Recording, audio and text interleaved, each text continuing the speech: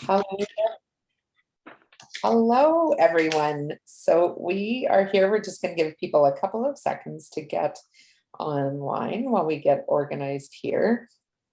But I'm really, really pleased to welcome PAD's Executive Director, Laura Wademanek, as well as past board chair, Marga Vogel, who's been kind enough to join us today. So we invited these two lovely ladies because this week we are celebrating PAD's 35th anniversary, which is a wonderful milestone. So we're excited to talk today a little bit about PAD's history. So for those of you joining us, if you have questions about anything, all the things, feel free to type them into the chat. If you're watching on Zoom or if you're joining us on Facebook Live, you can just put them in the comment section and we will answer them. So I'm just bringing that up right now so that if there is questions, I will see them. So, but right now, as we're getting going, please just throw in the comment sections and tell us where you are joining us from. And that kind of helps us know who's watching and we'll go from there. So with that, I'm going to hand it over to these lovely ladies, and I'm gonna let Marga go first because it's her first time joining us. So tell us how you came to be part of the PADS family and your connection to us. By accident, of course. It's always by accident. I was in Richmond doing something I think it was dog obedience. And this was late 80s. And this powerhouse of a woman came across the yard and said, "We need you to be on the board." And I said, "Of what?" And so she said it was PADS. And I had never heard of PADS, but it had to do with dogs. And I soon learned it had to do with assisting people who were deaf or hearing impaired. And I had lost the hearing in my left ear in the late 70s. And of course, enlightened self-interest, right? How many times had I thought, what's going to happen if I lose the other ear? So I thought, boy, dogs to help deaf people, that really makes sense. So I said yes. And found out that, I'm sorry, that was BC Ferries butting in. You know, they want me to know something about, yes. I am on Vancouver Island, by the way, so BC Ferries is pretty key. Yeah. Right. But anyway, that was when I joined the board. Michael Weeks, who was then with the ECSPCA, was on the board, bless his heart. And Karen Zimmerman. And I wish I could remember the woman's name. She was with the Law Society. She was our secretary. Denise was her first name. Wonderful people, but a little distressed because the finances weren't really good. Yeah. And do you want me to go on and tell you how? Yeah, because it's a great story. So tell us the story about how you became board chair, because there's a lesson for everyone. Yes. We were having a board meeting at a hotel in Vancouver. And I went to the powder room. And I came back from the powder room. And Michael said, "Marga, you've just been elected board chair. Congratulations." As Laura said, never leave the room. Just never do that. Right? Yeah. But again, I was happy and really ignorant of most of the facts. And this is where I found out we had $17 in the bank. And our first job, if you like, would be to lay off any paid staff that we had. And those, of course, were our trainers. And bless their hearts, they stayed on as volunteers. And that was the story of everybody I met at that point that was involved with PADS at all. Just total commitment to something they wanted to see happen. And so there we were, $17 in the bank, and what do we do now? But that's how I came to be involved with PADS. That's a great story. It's a fantastic story. So I love so much about that story. I love that you were elected chair when you were out of the room. I love that there was $17 in the bank, and I love that those staff stayed on because you know we talk a lot about PADS as people in our community. And I also love that some things never change. And I look at like the commitment of the people we have now. And I know that there's still people that if we had $17 in the bank would still be pulling as heavy and as hard as they do. So what a cool thing to look back on all these years. So just for context for everyone, you came on as board chair in 1990. So you're board chair from 1990 to the spring of 94. Laura joined the crew the first time in 95. Laura? Yes. Yeah. So I'm going to hand it over to you for those who haven't seen Laura on Tune In Tuesday before. Tell us how you came to be at PADS. You can tell the first time story or the second time story. They're both good, or both. Well, I'll continue with Marga's story, because when I joined in 95, I had no idea what PADS was. My husband actually found a 3-line article in the paper asking for an executive director of an assistance dog organization. And I didn't even know what an assistance dog organization was, but I was really passionate about people with disabilities. I was very involved in another organization and starting my not-for-profit career with them. And then the PADS article popped up. And so I decided I was going to apply for the job. And my husband took my resume into June Beard. She was the executive director for about a year's worth of time. She was just a lady, dynamic lady. And I'm going to tell this story, it's so bad, but my husband handed over the resume, and Buck and Arnie were 2 of the first service dogs that they had there. And Buck was picked up in Alaska running wild.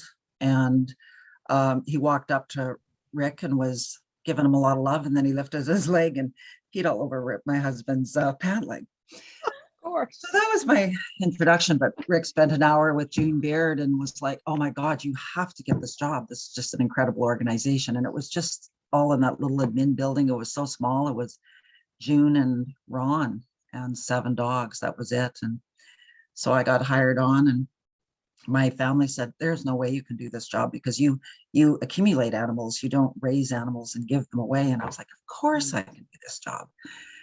And I was all in from day one.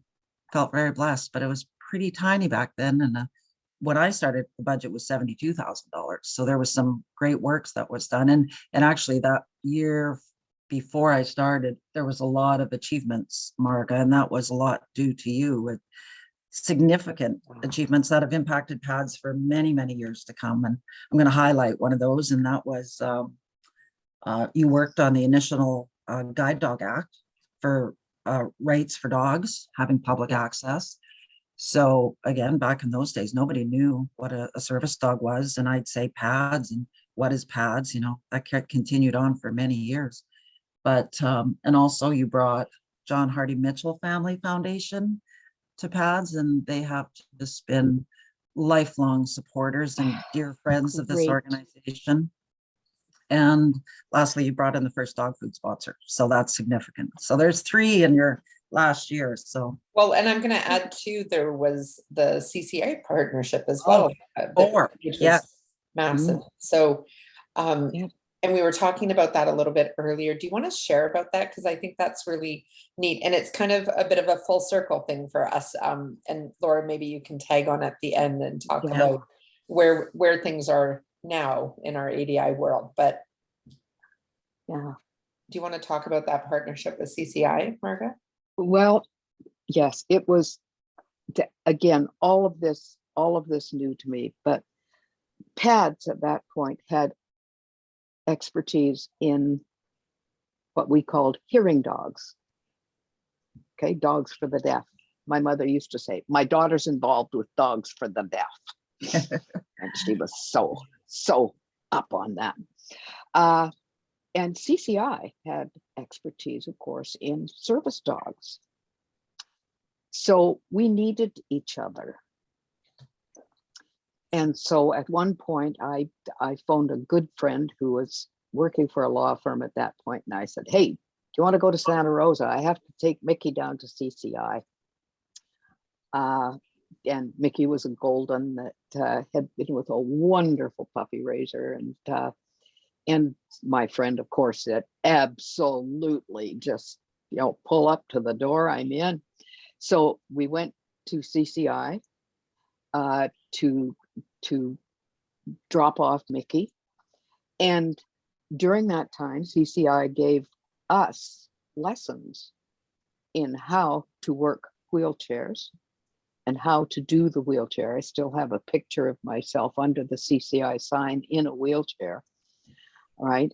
And working with dogs in a wheelchair, when I'm in a wheelchair, which was totally new to me and a real eye opener. And just to see the people at CCI working, training dogs to do these wonderful, wonderful things, for people who had mobility issues. And they, of course, were boggled with hearing dogs. And I brought Siggy back, and we called Siggy Signal Man. He was amazing. And in fact, we used Siggy for demonstrations of what hearing dogs can do. Do you want to hear about the mobile demonstration unit?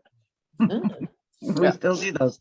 Well, my husband and partner put together a cabinet, put it on wheels, and it was able to remotely make every sound that we trained dogs to recognize. And that would be the fire alarm, the telephone, the doorbell, knock at the door.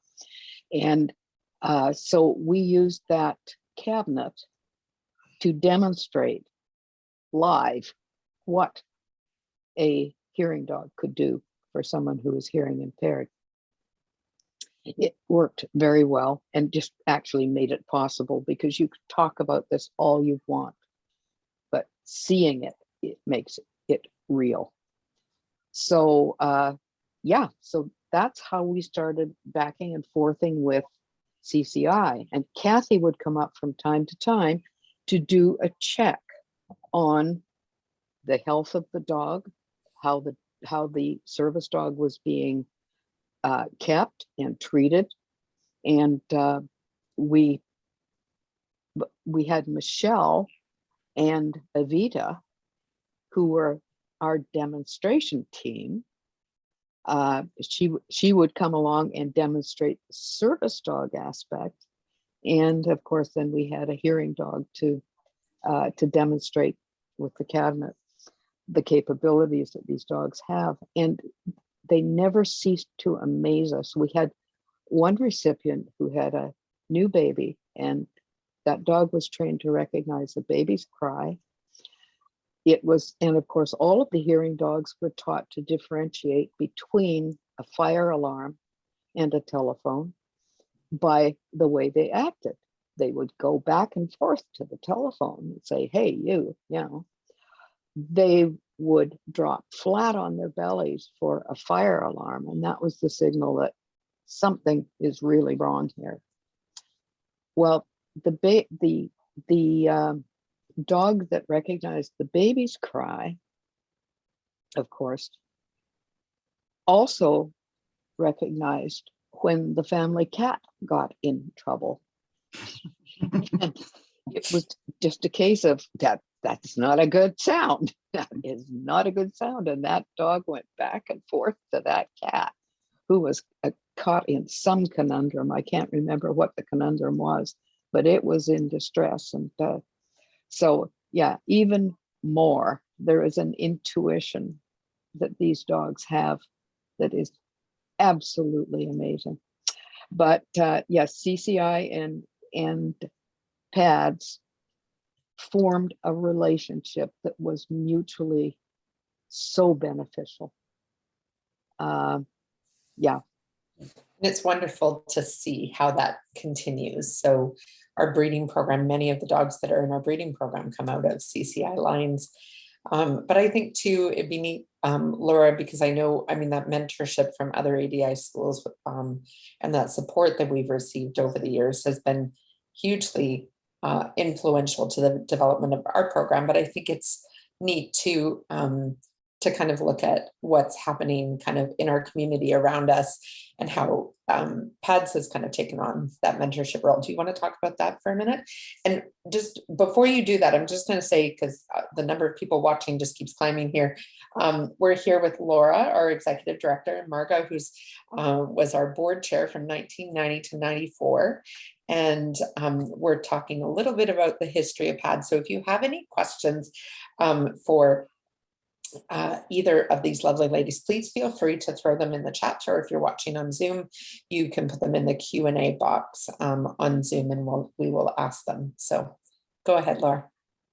Well, I have to show this. I was digging in my tickle trunk of history. Look at our original old logo. I call it Flaming Dog, but this was affiliated with CCI. And when I first started with PADS, also, Ron was already hired. He started in 94, and PADS was operated out of his garage. And they had just acquired the property on Burnaby. June Beer did that. Our administration was all of PADS, our office. But when I first started, they sent me down to California, and Ron was down there learning. He was going through team training, and he was down there for approximately 3 months' time. And Corey Hudson was the ED of CCI at that time. And they were kind of where PADS was 10 years ago in size. And they had one campus. And I just was a sponge. I wanted to learn everything about service dogs. And it was a remarkable experience to go down there and be there when team training was going on and get to know their clients. And it was just an immediate bird's eye view of how a dog changes someone's life with a disability.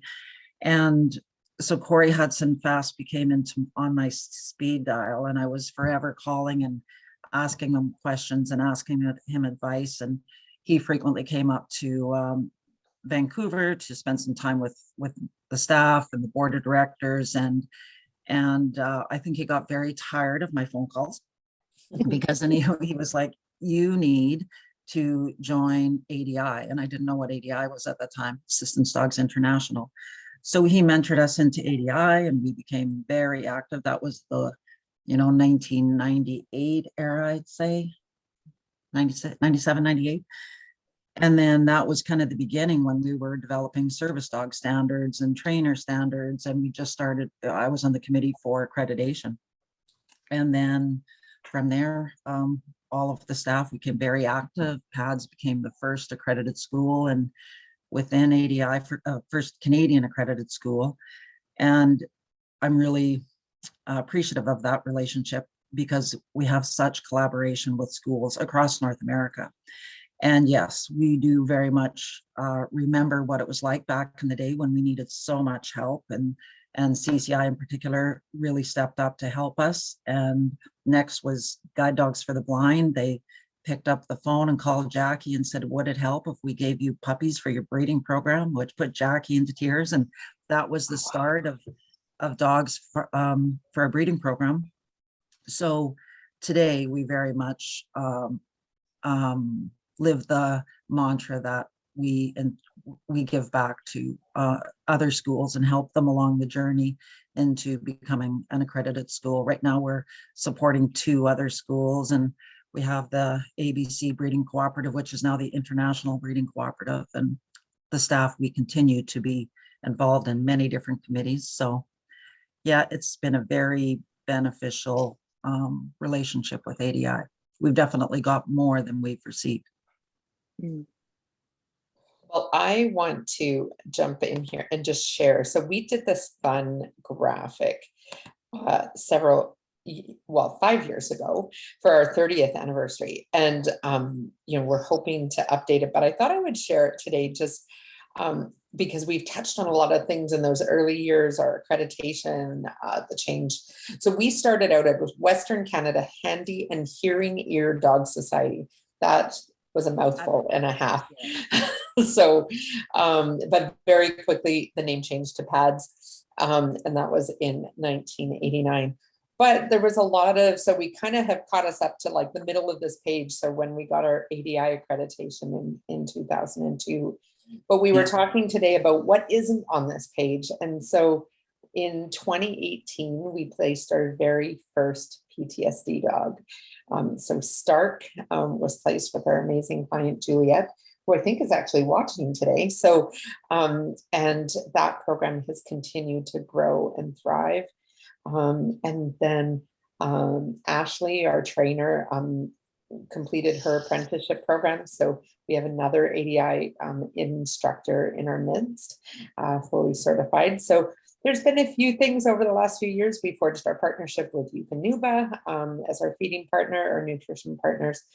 But we've also grown a whole bunch. So we also told people we're going to talk a little bit about the future. So for those of you watching, we have these 2 lovely ladies for another, however long, few minutes here. So if you have questions for either of them about the past, about the future, etc., feel free to throw that into the comments or the Q&A box if you're watching on Zoom, and we'll try and answer them. But Laura, do you want to talk a little bit about where we're going and where we're heading?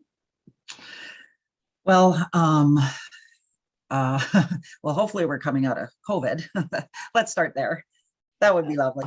It's been a really busy past few years for PADS, and in the background, we have been, along with the board of directors, working with a couple consultants, really laying the roadmap and plans for the next 5 years. We've went a review for our 5-year strategic plan.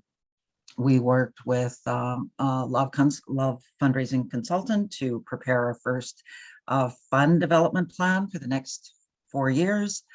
And it's been a lot of work in the background, but what is really excited is that we have a clear roadmap for where we're going from here. And really everything that we're doing is to prepare us for a capital campaign. Our facility, we've aged out some time ago, actually. We've used pretty much every area of land, and we've expanded our breeding program, we've expanded our staff, but we're stuck in the same facility. So that's been quite a challenge. We've been very creative in ways to keep our program going, both on-site and off-site. And we have an incredible team of 34 staff now. And so we are preparing ourselves to try and expand, get our facility, start a capital campaign so that we can meet the demand for our dogs, because the wait list continues to grow. So that in itself is dictating the roadmap for PADS. So it's exciting. Well, and I have to share, because my team and I were talking about this morning, is that we're going to be at the Pet Lover Show out at TradeX next month. And it is our very first event since COVID that we're going to be returning to. And I have goosebumps. I know we've done other things. We've done hanging basket fundraisers where people drive through and we throw things in their trunk, but it's not the same as taking our dogs out and meeting people face to face. And I know it's going to be a tough adjustment. I think we're all a little anxious about kind of what does that return to normal look like? What does meeting people in public look like, and all that kind of thing. But I know there's people that are comfortable, and both within our community and the folks that will go out to the Pet Lover Show. But we're really excited. It kind of feels like normal is returning and kind of trickling its way in, which is super, super exciting for us. So, mark your calendars. I think it's March. Don't quote me. It'll go up on the website in the next week or so, but I think it's the 13th, 14th of March. So, but yeah, returning, what does our world look like right now? But I think the really exciting thing is looking at also how much has been accomplished even during COVID. Margaret was mentioning watching our graduation last fall, and I just think about how cool it is that we, in spite of COVID, graduated 25 new teams last year, which is more than we did pre-COVID. So just kind of seeing what our volunteers and our staff have managed to accomplish, and our clients have managed to accomplish in spite of COVID, and kind of finding new and creative ways to do things. So we've had it's been it's been a lot of turning on the dime this last couple of years. We had no option other than to keep going. Like, we had dogs in training. We were right in the middle of team training when COVID hit, and we couldn't do things in person, and we couldn't have volunteers on site to help with our dogs in the kennel. And I'm so incredibly proud of this team, because everybody just pitched in to do whatever was required to keep going, and staff went on staggered shifts. So there was always somebody there with the dogs, and volunteers did everything at a distance. And we started teaching on Zoom. We did the dogs that were in play. We decided, Margaret said, can we just keep going? We'll do it over video. And then we did distancing team training, 7 weeks for some teams. It was the longest team training in the life history of PADS, but we just did whatever we could to keep the dogs going out the door. And the beauty of that is we've realized in the last couple of years that there's some things that serve us much better, like through technology. It's more efficient, and our clients get to learn in the comfort of their homes before, they do the in-person portion with their dogs. So we say we're going to come out of COVID very soon with a new hybrid model. So in the background, we've really been kind of reassessing and rebuilding and to what that's going to look like. And now next steps, we have a little bit of work to do. We realized in order to prepare ourselves for that capital campaign, and we really have to put emphasis and focus on building up our annual giving right now, and to get us prepared for the next steps for a new facility and more staff in order to accommodate and be able to operate that new facility. So it's a very exciting time. I also have to add, when we were talking about ADI, it's our 5th accreditation with ADI coming up this year. So that in itself is quite an achievement as well. Pretty proud of that. Yeah. So we've got a couple of questions. One from Marga. So Penny Bush is watching right now, and she says, do you remember trying to get me involved back in '93 over lunch? I do. Yeah. And ever since, Penny, you told me it's all my fault. Well, and now we know who to thank, right? So nicely done, Marga, because Penny just is extraordinary. We're so grateful to amazing have her involved. So Karina's asking, Laura, what did the Laura back then hope and dream for PADS? Are we close? Well, remarkably, in 2000, I was busy planning a new facility. And back then, I was, after 7 years, it was very busy 7 years building up PADS Laura phase 1. And I took a step back. I was pretty tired, and I thought it needed the next people to come back and take it to the next level. And then surprise, surprise, in 2011, I got a phone call from Matt Mills. He was on the board when I was there before, and he was still on the board, asking me if I would come back and help PADS. And it was without question. And PADS was in a very difficult state, kind of comparable to the $17, but you could add a negative and a couple zeros beyond that. So it was tough coming back at that time. But interestingly enough, all the to-dos remained on the to-do list. So I just look at it, had PADS not been precarious situation, I wouldn't have got to come back and proceed with round 2 and do all the goals and hopes and dreams that were back in play in 2001, 20 years later. Oh dear, but Well, and you know, it's interesting. There's things that we take for granted, but I've been flipping through old albums and stuff. We're going to be featuring a little bit of our history every Thursday through the next year and looking at how the campus has changed. But I was giving somebody a tour on the weekend and they're asking, oh, well, you know, who's down the road from you here?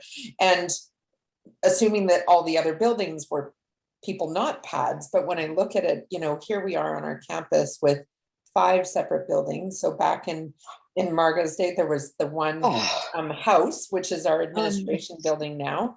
And over the years, when when I joined pads back in 2007-ish, the client center was just being built. And then a few years later, the puppy kennel was built. And then when Laura came back, the administration took over the whole kind of house because it had been occupied by a resident caretaker, a big chunk of it.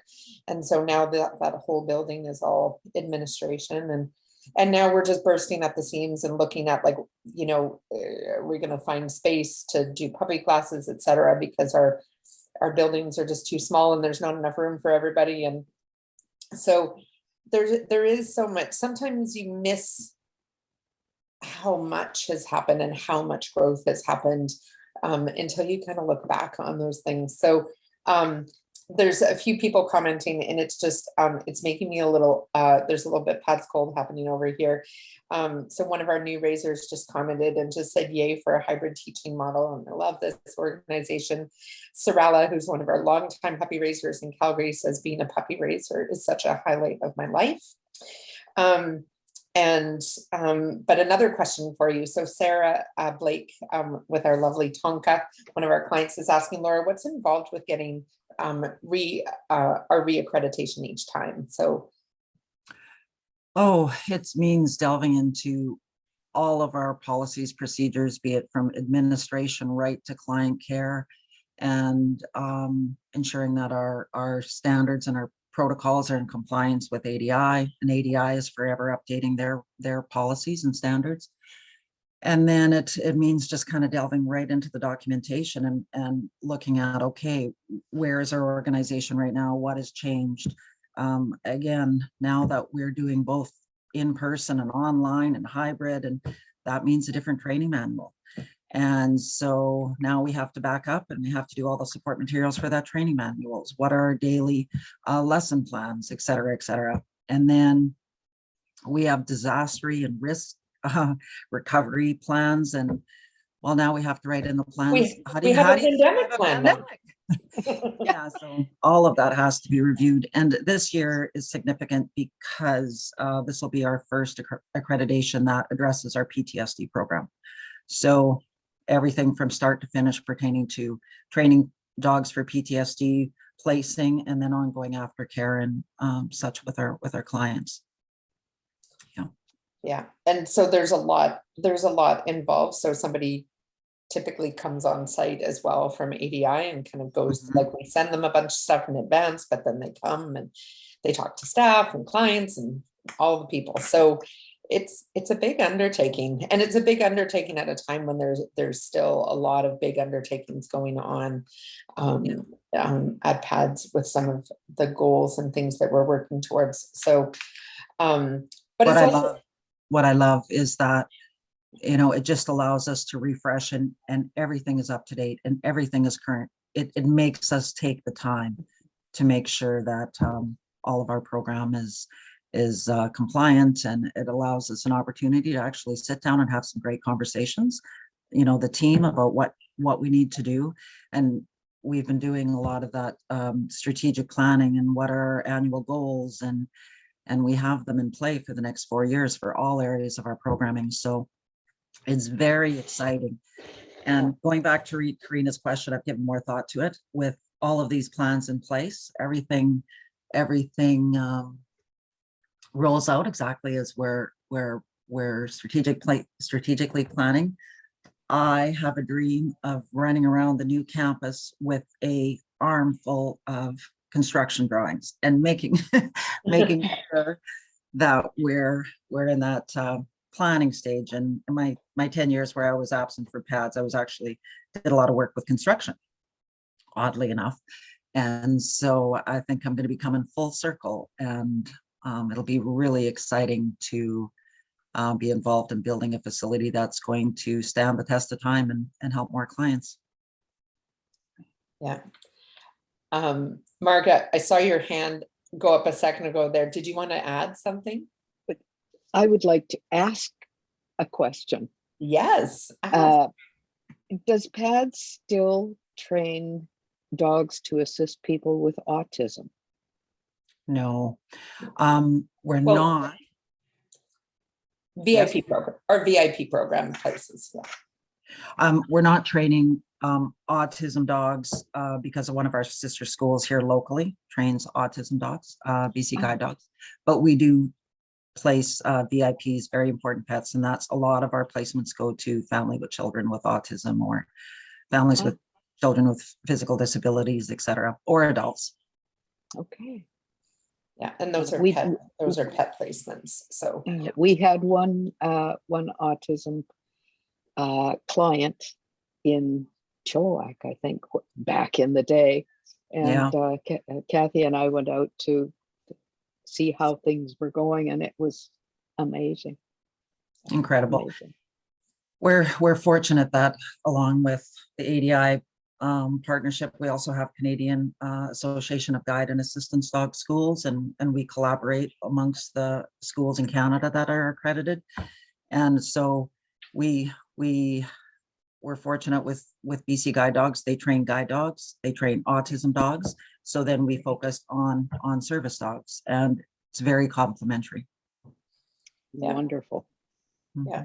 So we're still placing hearing dogs, mobility service dogs, accredited facility dogs in like 4 different kind of streams for different, so victim service, like justice and education and healthcare and all that good stuff. And then our PTSD program for veterans and first responders. So,